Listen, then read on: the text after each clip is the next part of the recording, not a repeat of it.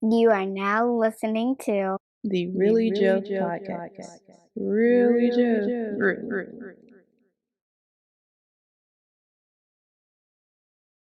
What up, my guy? What up, dude? Man, chilling. Hey, so look, we got we got Mr. Hard Listen himself, man, in the flesh. Now, Yeah, come on man. now, man. Man, you know that bottle loud, man. Come on, man. Man, my fault, man. I'm thirsty. I feel you, man. But yeah, so look, I wasn't expecting you to claim ownership in that last live. But Shit, you what did. what they say, a hit dog gonna holler. Yeah, for sure. Hey, for sure. So look, since you owned it, hey man, I can respect that, man. You know, hey, I would just use you as an example, but you owned it, so it's like cool, man. Hey, I can respect that, man. Hey, that shows growth, man. Yeah. So look, we got, for those of you who may not know, the infamous Nick Henry. So I was referring to Nick, you know, just based off our past. You know, me and Nick go way back. And I was using him as an example about not learning them hard lessons early on. And, you know, I seen you making mistakes you probably could have avoided. But, you kind of owned up to it. And it was like you didn't learn that at that time. And it took a little while for you to get it, you know? Definitely, yeah. So, for those who may not have saw the video, what was the hard lesson that you had to learn? Man, honestly, man, it was some bills I had to do, and kind of like you had said earlier, you was like, man, you know, people would always pay him. And this time it was like, nah, they cut that faucet off, you know what I'm saying? Like dude said on BMF, man, you cut the dude water off, man, hey, you can't live. So, Yeah. they cut my water off, and shoot, I literally had to grow from that. I had to learn from that, you know. Like I said, I definitely want to give a big shout out, you know, my mama and my Aunt Trish and Uncle Larry, man, you know, like, they definitely stepped in to help me out a whole lot. You know, they helped me see a lot. Like Uncle Larry would tell me, he told me, you know, I gave him like, you know what I'm saying, access to my finances and everything. And he was like, he said, you're intelligent, but you're dumb. You know, that's what Uncle Larry said. You know, he was like, man, you're intelligent, but you're dumb. Cause he's like, you ain't got no real bills. He said, why you just paying off the past due balance? Even if you paid the whole balance off, it still ain't probably like a little over $100.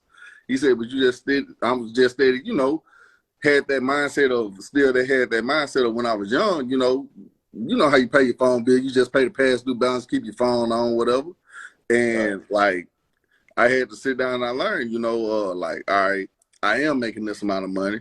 And like I told you earlier before we even hopped on this, like, man, I could be making $200,000, but if I still got bad spending habits, if I ain't learned from the past, $200,000, you said it, may as well be minimum wage. You know what I'm saying? So that was my hard lesson of getting my water cut off and having to actually learn how to actually manage my finances. You know, like I can't go out and kick it and spend $200-$300 knowing I got this bill due when I could use that $200-$300 towards that bill or whatever. You know, I can't do that. Right. So look, let me ask you this, man. You know, seeing the fact that we go back since we was probably, you know, 11, 12 years old or something like that. Yeah. Did you realize how privileged you were? Man, I did. And what I'll say too, man, honestly, one thing I would say is I heard you say earlier, you was like, man, you know, be a little jealous of kids who are privileged. And for me, it was always just trying to fit in. You know, so I didn't want to, I hated when people call me spoiled. So I would try to not act spoiled. You know what I'm saying? Like, do stuff like that. But I did realize the privilege. You know, I think I told Uncle Larry one time, I was like, man, it took me 30 plus years to realize the opportunities I squandered. Like, you know, like somebody like you know what I'm saying? Like you said earlier, you had to pay for your own graduation and everything. You had the opportunities and everything that I had. Ain't no telling where you could have been. If I would have took advantage of those opportunities that I had, I probably ain't no telling where I could be right now, you know? So Right. I realized it, but at the same time, it was like I wanted to fit in and I didn't want to take advantage of. I wanted to, like, shoot, man, all my other friends, man, they ain't like they broke, so shit, I kind of want to, you know, just try to fit in with the crowd. Yeah. Or whatever. Well, you know what? It's funny that you say that because I think early on, you know, we all knew that you didn't fit in with us. You know, like we knew it, but you know, we just took you in really, you know. And you know, so it was kind of cool because it's like, you know, most of us we really didn't have much. You know what I'm saying? Like a lot of us that used to hang out, you know, some of us may have a little more than others, but it wasn't like that. And it was like, man, dude, go home, man. Like, man, you Yeah, know, you can do. like, yeah, like, man, you know what I'm saying? Being honest, bro, like, I wasn't into the same stuff y'all was into, man. You know, like, y'all was in the sports and stuff, nigga. I like to read, nigga. I look forward to Shark Week every year, you know what I'm saying? Yeah. So, but it was like, you know, coming up as peers, you know what I'm saying? I ain't know too many other kids our age who was into the stuff I was into. I liked reading and all that. I still enjoy reading. I don't know nobody who liked reading, you know what I'm saying, coming up like that. I ain't know nobody into the stuff that I was into. So I tried to force my interest into stuff. What's the word? I tried too hard. Yeah. Well, I'm gonna be honest with you, man. I really felt like, you know, from knowing how you were when I first met you, you know, just being the good clean cut kid with all the new J's. Man, And hold you on. know, First of all, I ain't never owned a pair of J's in my life. that's a lie. That's a lie. If I owned a pair of J's, I only had one pair of J's. Hey, I ain't never owned a pair of J's. That's a lie. For real, bro. For real. I don't Look, never remember owning no J's like that. dude, I can tell you when you used to play on Kiwanis, Yeah. you had the black and white J's, But he got black games. trim down the middle. Yeah, he got I don't games. know if I you can say got those were games. the only J's I had. And you and Chris Archer used to always have all the new J's for a long time. Bro, I'm telling you, I ain't have J's like that. Listen, look, if I can find somebody who had a picture, keep in mind you and Chris Archer was on the same team on Yeah. Kiwanis. Both of y'all used to keep the newest J's. That's one thing I never forget. You had the one with the black trim with the white on the side. They had two big white circles on the side with the black trim around. I can't remember which one of them was. I think But you used to keep J's. the only ones I can remember, bro, is that he got games. All right. Hey, but you had a pair of Jordans. I had a pair of Jordans. I had a pair of Jordans. Yeah. But this was another thing though. I felt like coming from that, I seen a change in you after that house fire. And after you had that house fire, you was like a different kid. It was like, you know, it was kind of like you came off a little reckless, you know, and because I think actually, if I ain't mistaken, you went through a little point where you used to act like you was worshiping the devil and all that type of stuff. Like, yeah, bro, I will own up to all that, bro. Like, you know what I'm saying? Like, as a kid, you got to understand, like, I remember that day. I don't remember the exact day. I remember it was in April. We was in 6th grade, and I was watching, I think it was Bret Hart and Shawn Michaels. And Mama had went to the store, and she asked me if I wanted to go. I was like, nah, I'm watching wrestling. Because it was on a Monday night. And Daddy had went to a lodge meeting. And, like, just to fast forward through everything, bro, it was like, you know, you waking up in the hospital, you know, I tried breaking out windows, everything. It would seem like with nothing break. Bro, I threw my computer screen at a window. I throwing chairs at a window with nothing breaking.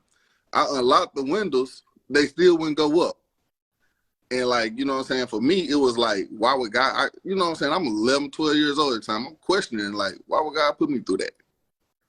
You know, and like you said, I did live a life a little reckless. I think for the longest, I just had that, I survived it, but I had that, why would God do that to me? You know what I'm saying? And it was like, let me go over here to this dark side. You know, it was more tempting, more fun, all that. You know, I ain't never worshiped the devil, you know what I'm saying? But it was a lot of dark stuff I was into, just, you know what I'm saying, just so to say. Right. Yeah. Yeah. I remember when Miss Moju, we was at what? Yerger.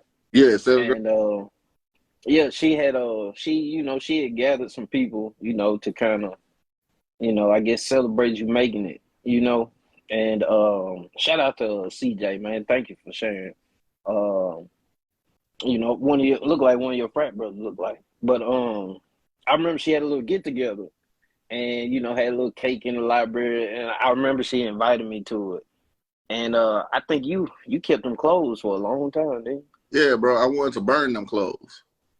Yeah. Yeah. The same I remember I had like some green shorts or something like that. But yeah. So this one thing that I learned from talking to some other people. Like I talked to a cat where he almost lost his son, and he was like, after that they kind of spoiled him. Like maybe a little more than probably what he would like, but he was like it was mainly because they almost lost him one day. Mm. Do you feel like that may have happened? Like when in your younger years. Yeah, bro, cause I can definitely say I don't remember being like, honestly, like, cause we had just moved into that house. We had just had that house built, and we had just moved from a small 2-bedroom house to that house that that mom and them still in to this day. Mm-hmm. I honestly, like I said, like, yeah, I can definitely say, yeah.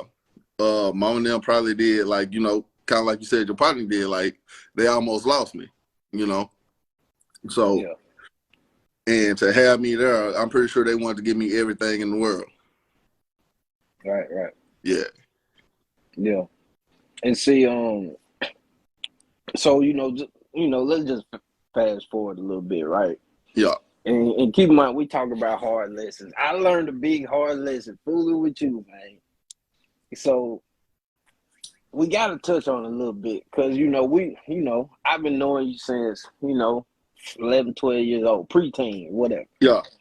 And we fell out, and Yeah. we fell out over some stuff that I didn't do, and and see, and I felt a way about it, you know what I'm saying? Because as long as we've been cool, and I'm like, man, why would he do me like that? You know what I'm saying? And I'm like, man, knowing where I come from, like how I came up, I ain't really had much, so as a young man, you taught all you got is your name and your words. Yeah. And I'm like, dang, he done pissed on my name, and I ain't done nothing wrong. I'm like, I ain't never done nothing but looked out for him. Yeah. Like, and to say that, bro, I already know what you're saying, bro. Like, that's before I ever learned how to take accountability for stuff. Like, I think I got fired. Yeah, me, KJ, and we was working at Walmart, and I got fired. And I ain't pay my head for the rent. So yeah. And I did put it off on y'all, you know what I'm saying? And hold on, you put it off on me. Y'all, you, whoever. Hey, main thing is I didn't put it off. I didn't take the blame for it. I didn't accept responsibility for my actions or anything. I wanted to keep my name with crystal clear. I wanted to keep, like, you know what I'm saying, like, I'm still the good guy. So that was before, you know what I'm saying? And and if I ain't never apologized for that, let me take this moment to apologize. But I definitely would say that was during time, I didn't know how to take accountability, and not saying I didn't know how to, I didn't want to. Let me rephrase that. Because you know how to take accountability. My fault, my bad.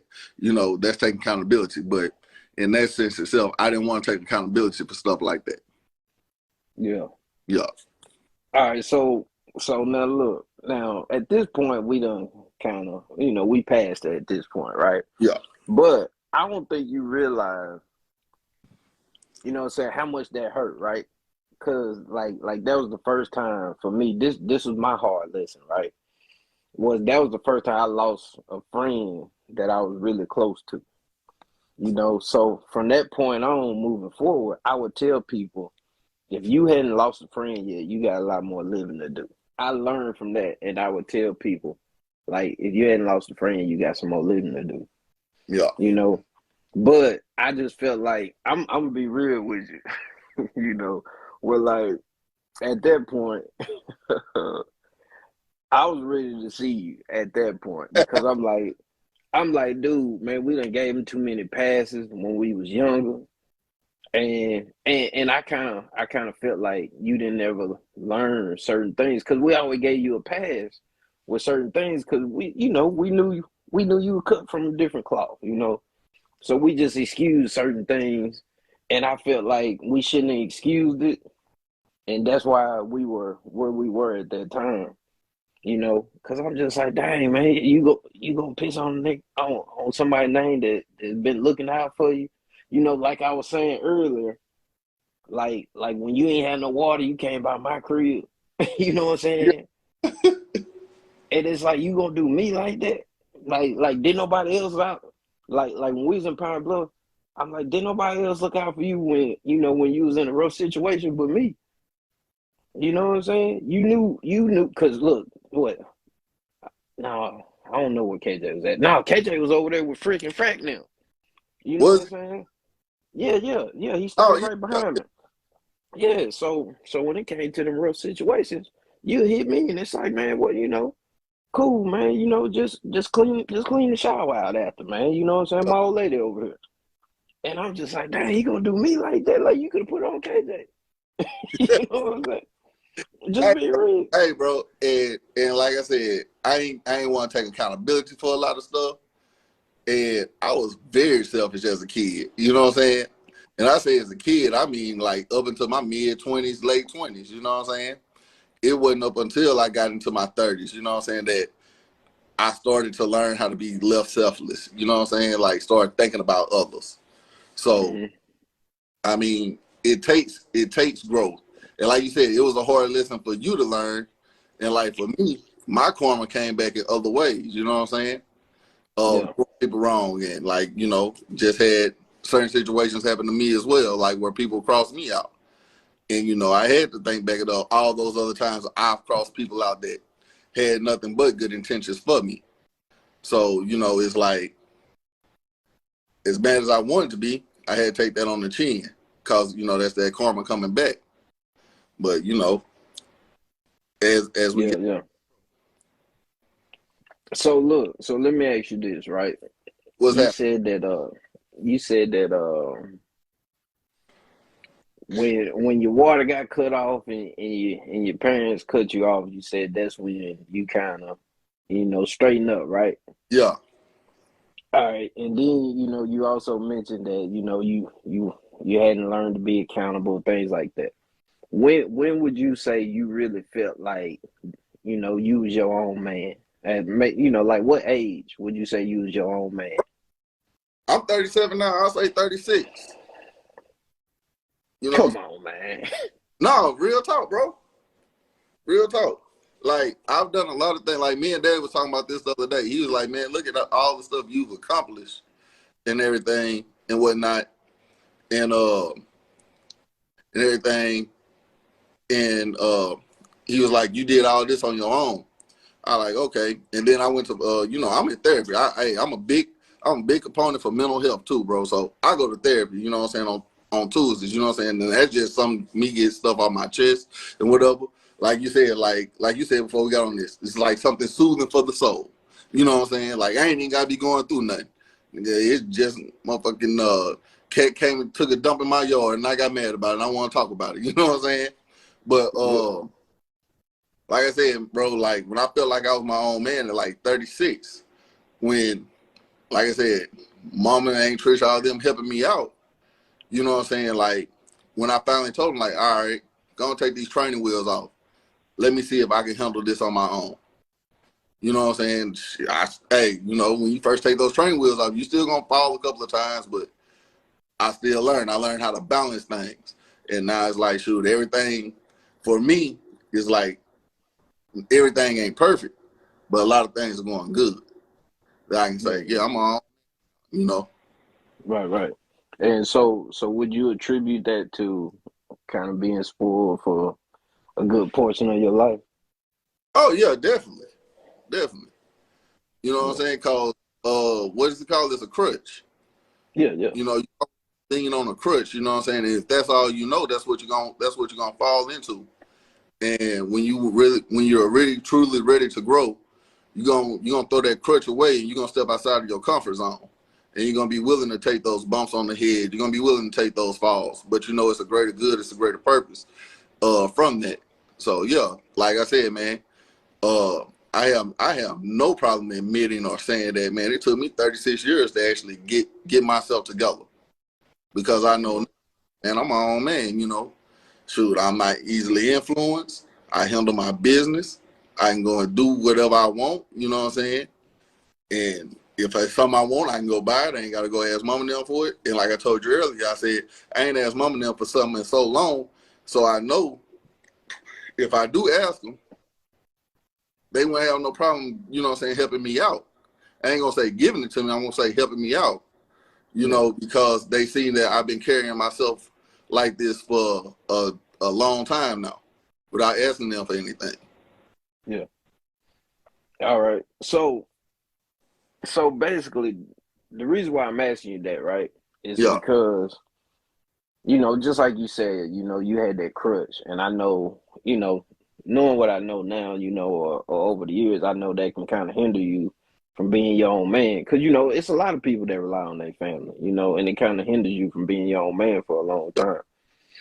So when you was like dating in relationships, was whoever you were with, like, were they able to kind of spot that out real quick, or peep it real quick, Uh, or did you disguise it from them?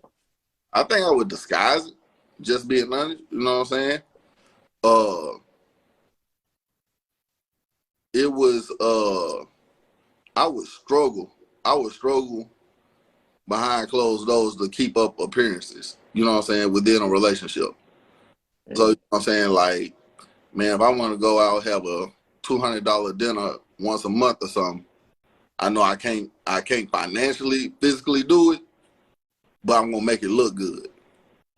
You know what I'm saying? Like, shoot, I'm gonna make it look good. I'm gonna Yeah, schedule it around payday, so that way, you know what I'm saying. We ain't gonna go on no all pay cycle. We gonna yeah, it's on a payday or something. I'm gonna pay one of my pad. I'm gonna pay a past due balance, so that way I still have this money left over. You know what I'm saying? And I would just disguise it, make it look good. yeah. Yeah, but now So, go ahead. oh, no, go ahead, finish what you were No, saying. no, that's all I was gonna say. I was just like, shoot, Okay. I just knew how to make So, so disguise it. how did it go when your lady friend found out? Did you know? Did, That did was, your parents had to help you? that was disguise, bro. Like, to be honest with you, like my last lady friend, bro, she's a real one. You know what I'm saying? Like, to this day, that's the one woman I regret losing. You know what I'm saying? Shit, I'm gonna take this moment to say I want you back, baby. Uh, in all seriousness though, but like, she was a real one, bro, because she actually sat down with me and she showed me her way of budgeting. She showed me how she would actually budget things. You know, it worked for her way. You know what I'm saying? And I tried doing it her way. You know, unfortunately, it didn't work for me the same way that it worked for her. What worked for me is having all my stuff on autopilot, so I ain't even got to worry about it. I got a certain account that I got for bills or whatever, and everything. Hmm. I got an account for bills, account for savings, account for spending. My bill account, I don't even know where that debit card is or whatever. You know what I'm saying? It's just on autopilot. But like Yeah, her in the past, other chicks, they would try to keep that up. Like, well, okay, I mean, whatever. This last one, she was like, all right, we ain't got to go out to altars every month, but let's sit down and let's see like where you can cut this out, cut this budget out. You paying this much for Netflix? Sign to my Netflix. You paying this much for Hulu? Sign to my Hulu. You know what I'm saying? Hey, we ain't got to go on this trip or do anything like that. We ain't got to do all this extravagant stuff that we've been doing. All right, I know we usually ball out on me for Christmas. let's set a budget of what we're gonna spend on each other for Christmas. So like this last one, when she found out, it wasn't that she wanted to keep it up or she left. She actually wanted to sit down with me and help me out. You know what I'm saying? Mm-hmm. So how you let that go? Being an F up. Oh, okay. Fing up. Okay. Yeah. So look, so if you can look back at it, right, and keep in mind, I would probably refer to you as a privileged child, right? Coming up, I can't say so much in our adult life, but would you say that you wish your parents would have been hard on you? Man, I'll say this, behind closed doors, they was hard on me, bro. They was hard on me. They would take my car away. They would do a lot of stuff. I just didn't care. Mm-hmm.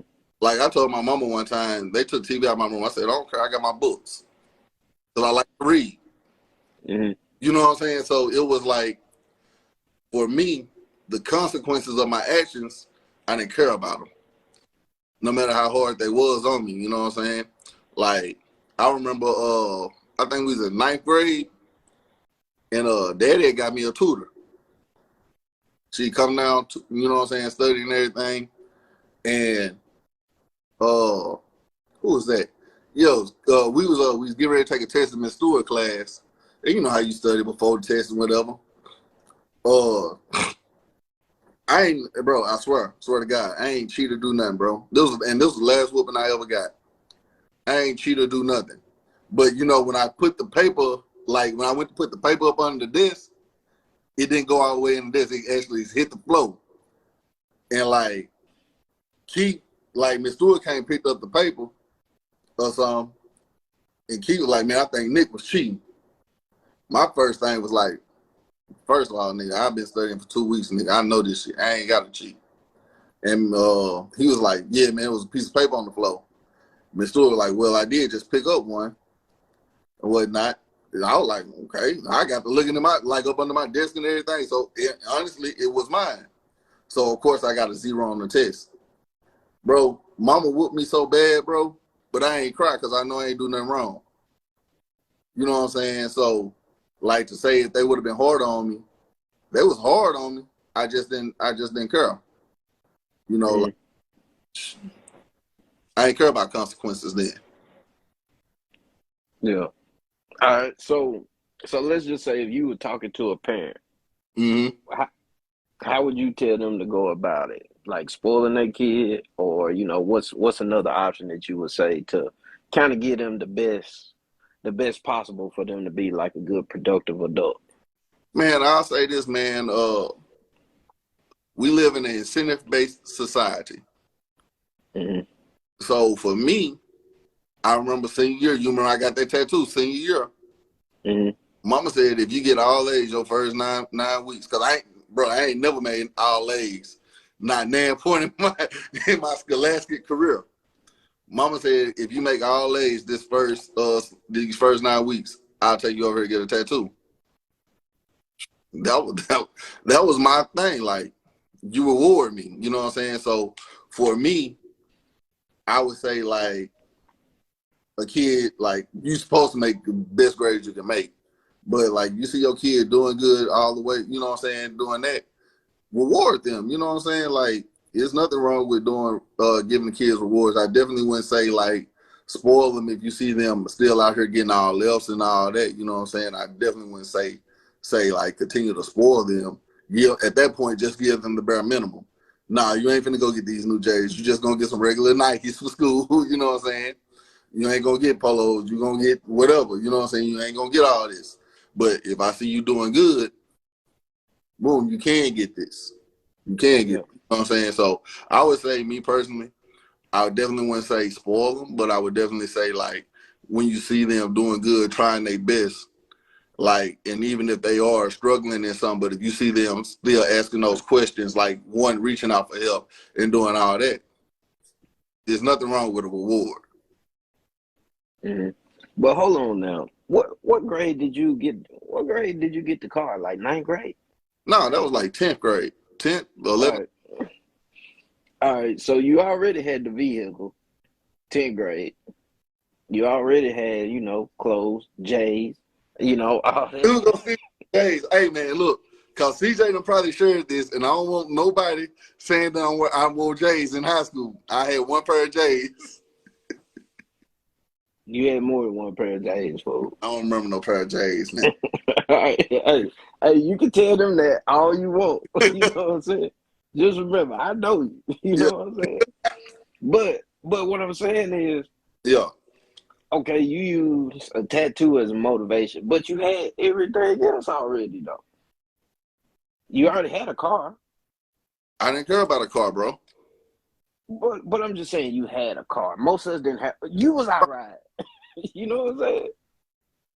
I said you were our ride. Like when you used to come to Yeah, Hope, we rode with you for the most part. yeah. Didn't none of us have cars? But at the same time, like I just said, I didn't care about none of that. I get it. Yeah, like I said earlier, if my mama would have took my books away versus my TV, then I would have been mad because I honestly spent a lot of my time with just the TV on, but I was reading something. Mm-hmm. It was just literally background noise. You know what I'm Yeah. saying? Like for y'all, you know what I'm saying? Y'all probably would have loved the car. Me personally, I didn't too much care about a car. You know what I'm saying? Cause matter of fact, y'all seen how I used to run down through the car. I ain't never clean it. I ain't do none of that. You know what I'm saying? I ain't care about it. But what I always wanted was a tattoo. So when mama gave me that incentive to get a tattoo, I worked hard towards to get that tattoo. You know, if I would have cared about a car, if they would have said, hey, to keep this car, you got to maintain all A's and B's, I would have maintained all A's and B's. I would have needed to be done. Yeah. So, So check it out, right? A lot of people today refer to these kids as spoiled today, right? okay. Do you agree? Man, I'm going to say this, bro. Like I said earlier, yeah, I'm gonna say I do agree with them being spoiled, but I'm also gonna stand by my statement of when I said these parents today, they're being too friendly with their kids. They calling their kids bro, fam, all that. It's no boundary. You know what I'm saying? I'm pretty sure you, Jamie, y'all don't call y'all kids fam or bro, nothing like that. You know what I'm saying? Y'all don't do that. Y'all have those boundaries set with y'all. Well, I don't know. But I'm saying, like, you know what I'm saying? So these kids, they don't look at their parents as authoritative figures. They're looking at their parents as equals. Because what they going around, they calling their friends bro, fam. You know what I'm saying? They call and they come home and they hearing that same thing from their parents. So, and then their parents are also giving them pretty much because their parents, or, you know, as parents, I'm pretty sure you want to give your kids what you didn't have. Mm-hmm. So, yeah, they're spoiling their kids, and then they calling their kids, hey, bro, look what I just got you, fam. You know what I'm saying? Like, check this out. So, you know what I'm saying? Like, yeah, they're definitely spoiled, and they, in my sense, in my opinion, they don't have like no boundaries of like, this is my mama, this is my daddy. Mm-hmm. Yeah. Yeah. I ain't gonna lie. I call my little girls fam from time to time. But, I ain't gonna lie. But I do set the boundaries. You know what I'm saying? Like sometimes they get out of pocket. I ain't gonna lie. But I let them know, like, look, I'm not your friend. I'm not your age. You know what I'm saying? You're not gonna talk to me any type of way. Yeah. You know. So yeah. So I do have to do that sometimes. But I work on them with their language too. A lot. Like, don't yeah me and nope. Don't hit me with that. It's yes or no. You know. So I try a little bit, but man, I got girls. They get a little out of pocket sometimes. Man, Yeah. I had to, kind of put them back in place. So look, I refer to you as a walking example, right? Okay. And I think it's cool that you say, hold on, you say you 37. You got it last year. Yeah. You know what I'm saying? So how did it feel when you felt like, man, I'm my own man now? Bro, it felt good. You know what I'm saying? It like, and also what I say is I always knew what to do, but I never did it. So that's the point. Like, I knew what to do at 25, 26, but I knew I had this crush to lean on. And when I finally decided to throw that crush away, that's when I felt like, yeah, I can do this. Like, you know what I'm saying? Like, right now, mama fussing at me about this house I moved into. You know what I'm saying? Like, she said, you don't need I'm in a 4-bedroom. Mom was like, you don't need all that. What you need that for? In actuality, the only reason I moved in here is because every other 3-bedroom that was available is in the hood. You know what I'm saying? So, you know what I'm saying? I did what was best for me. You know what I'm saying? And I made that decision as a man. Like, I sat down, I said, this is my budget. Every house that's in my budget is in the hood. You know what I'm saying? So I'm gonna spend $100-$200 more to be in a safer neighborhood. And the house may be a little bigger. It's nicer. Yeah, I mean, it's nice, whatever. Like, all the houses were nice. You know, they gentrifying places, but the area around them is still hood. So it's like, I'm gonna spend a little bit more money to secure my safety. And I made that decision as a man. I made like if I didn't have that, I feel like if I didn't have that mindset, I would still go like, shoot, I'm gonna be cheap, bro, and just thug it out. You know what I'm saying? But deal with having to hear gunshots or something every other night or something like that. Yeah, I'm not dealing with that at 30-something years old. Yeah. So it's kind of like what you're saying. Like the crib is like the incentive for you to, you know, work a little harder. Yeah. Keep it paid for. Right. Facts. Yeah, I got you. Yeah, like I told you earlier, bro, like one thing I'm doing is, shoot, I already had a part-time job, and that part-time job was just so I could have mess off money every week, and I get a nice little discount from Home Goods. You know what I'm saying? So I can have my spending money every week. But now what I did was, shoot, okay, I know that this job itself is, I mean, this house right here is a little bit more expensive. It's still within my budget of where I can spend, like I can afford it on this one job. But what I did was, shoot, I just accepted an offer for another full-time job. So I'm going to be working 2 full-time jobs and a part-time just so I can live comfortably.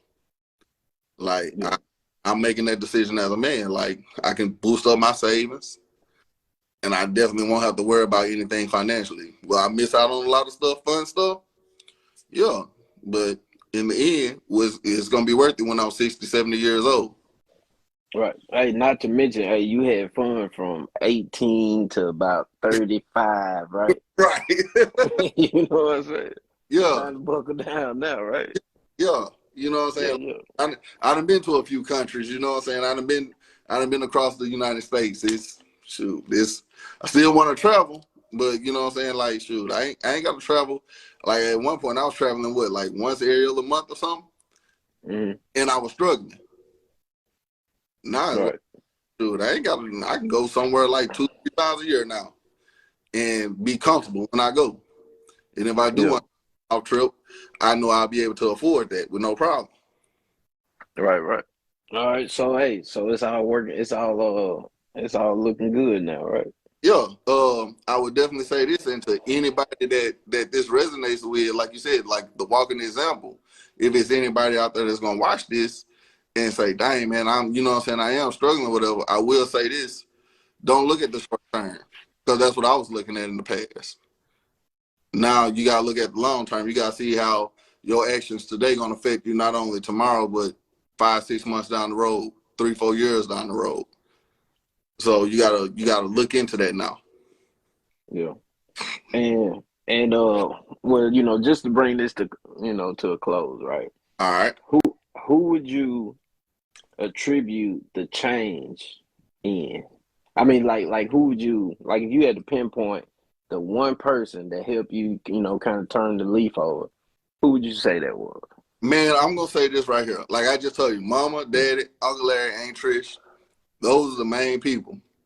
But definitely give everything to Aunt Trish, bro. And Aunt Trish, I hated Aunt Trish at times, bro, when she was helping me out. Cause like, no.